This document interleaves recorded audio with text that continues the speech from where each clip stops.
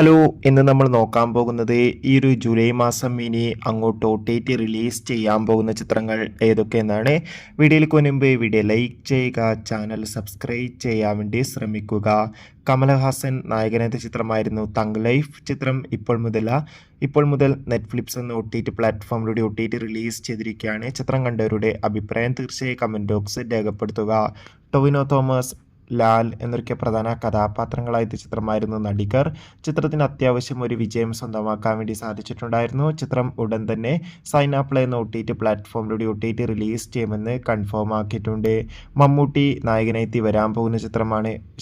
മമ്മൂട്ടി നായകനെത്തി തിയേറ്ററുകളിൽ റിലീസ് ചെയ്ത ചിത്രമായിരുന്നു ബസൂക്ക. ഏവരുമേറെ ആകാംക്ഷയുടെ ബസൂക്ക എന്ന ചിത്രത്തിന്റെ OTT റിലീസിനായി കാത്തിരിക്കുകയാണ്. ചിത്രം ഉടൻ തന്നെ C5 എന്ന OTT പ്ലാറ്റ്ഫോമിലൂടെ OTT റിലീസ് ചെയ്യും. മൂൺ വാക്ക് എന്ന മലയാള ചിത്രം ഈ വരുന്ന ജൂലൈ 8-ാം തീയതി മുതൽ ജിയോ ഹോട്ട്സ്റ്റാർ എന്ന OTT പ്ലാറ്റ്ഫോമിലൂടെ OTT റിലീസ് ചെയ്യുമെന്ന് കൺഫേം ആക്കിയിട്ടുണ്ട്. ലുക്മാൻ നായകനെത്തിയ ചിത്രമായിരുന്നു കുണ്ടന്നൂരിലെ കുൽസിലെ ലഹല.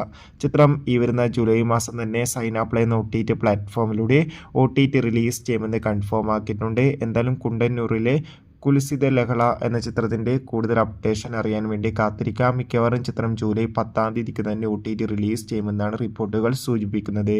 വിനയ് ഫോർട്ട് നായകനെത്തിയ ചിത്രമായിരുന്നു സംശയം. ചിത്രം ഉടൻ തന്നെ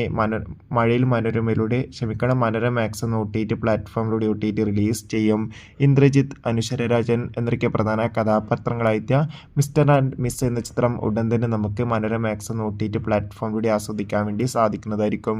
ടൊവിനോ തോമസ്, സുരാജ് എന്നൊക്കെ പ്രധാന കഥാപാത്രങ്ങളായ നെരിവേട്ട് എന്ന ചിത്രം ജൂലൈ 11-ാം തീയതി മുതൽ സോണി ലീവിലൂടെ OTT റിലീസ് ചെയ്യുമെന്ന് കൺഫേം ആക്കി.